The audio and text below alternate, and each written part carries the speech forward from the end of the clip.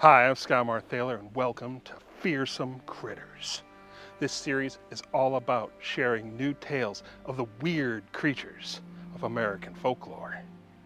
Today's story is about the Anserbak, a mysterious, colorful bird that's said to live up in the Northwoods. Our story is illustrated by Areej Siddiqui and narrated by Erin Buckley. Before we dive in, though, take a moment and click that red subscribe button below, the bell icon next to it, for all the latest Fearsome Critters updates. Now, let's begin.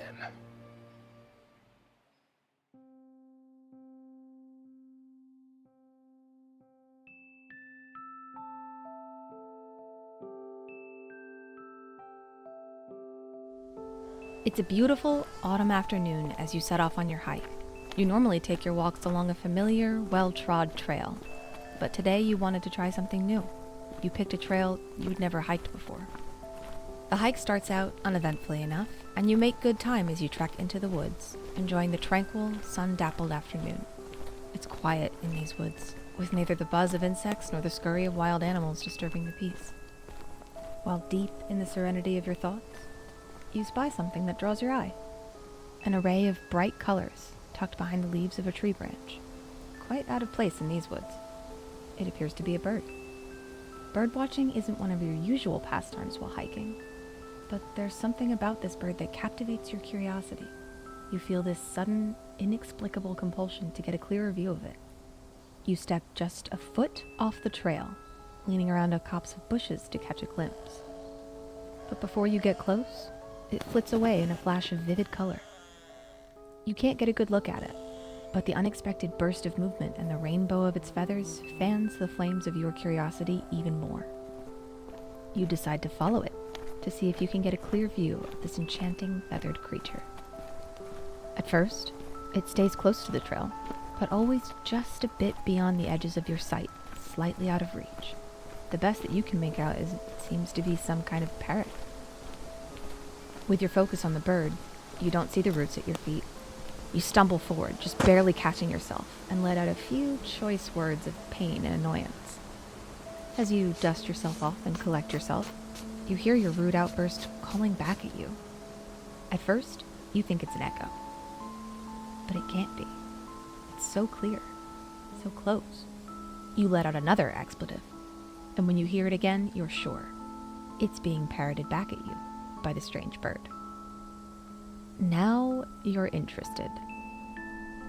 You set off faster this time, jogging down the trail to try to catch up to the creature. Each time, just as you're about to finally get a good look, it repeats what you last said, and with a flash of feathers, it takes off, settling on a branch or a rock further down the trail. You keep at it, but after repeated failures, getting no closer to the bird or even a split second of a clear look at it, you sigh with frustration, and you notice the sun is further down than you expected. It's getting late. You know that further pursuit on a strange trail that you aren't familiar with can't be a good idea. You leave the creature with another string of choice words and you turn away, heading the opposite direction back up the trail. Until you hear your own voice, just inches away from your ear. Startled, you spin around and see a flash of feathers flapping into the woods just yards away from you. The bird was right behind you. As it flew away, you could almost make out what it looked like. If you had just turned a split second earlier, you'd have seen it. Now it's perched on a tree a short distance away, still with most of its body out of view. But it's the closest that you've been to it yet. You check your watch. Okay, you think, I've got a little bit more time. It's worth it, you reason. You have to see it. You have to know. So you start to creep up toward the tree. You get tantalizingly close, just inches away from where it sits beyond your view, and you lift a wayward branch with one arm. Immediately, the bird squawks out your last words and effortlessly flies a few more trees away, dancing between the leaves like a hallucination. It's still closer than it was before, but it remains frustratingly mostly out of view. Just a flash of a wing or a snip of a tail feather. But you're incensed now, and you don't notice the passage of time, or that you have fully abandoned the trail. It's only when you trip over another root and fall with a splat face first into a murky, stagnant swamp that you realize you're in trouble. You yell out a 4-letter epithet of frustration and disbelief, both at the target of your ire and at your own foolishness. Covered in mud, swarmed by incessant bugs, and with the sun slowly dipping beyond the horizon, the crushing reality sinks over you. You're lost. In the near distance, you hear laughter rolling across the swamp. You have just been mocked and abandoned by the Anserbak.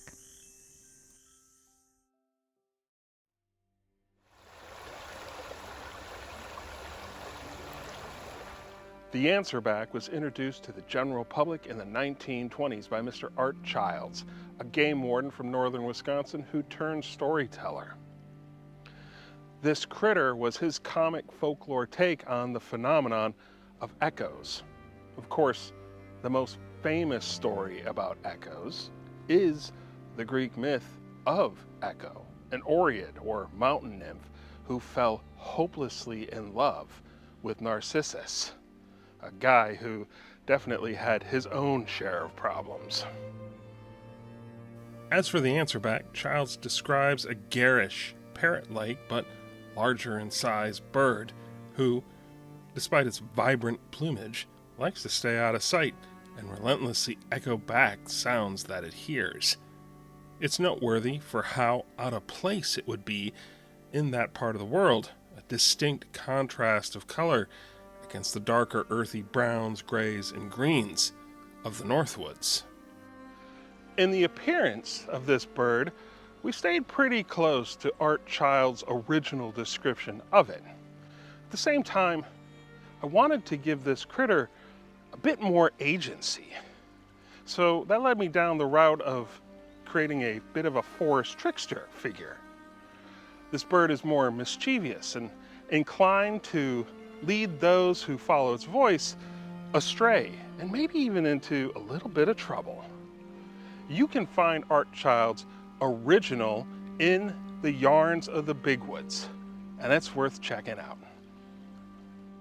In regards to American folklore, while the core conceit of the Anserbak story has ancient roots, the critter itself has never carved out much of a cultural presence.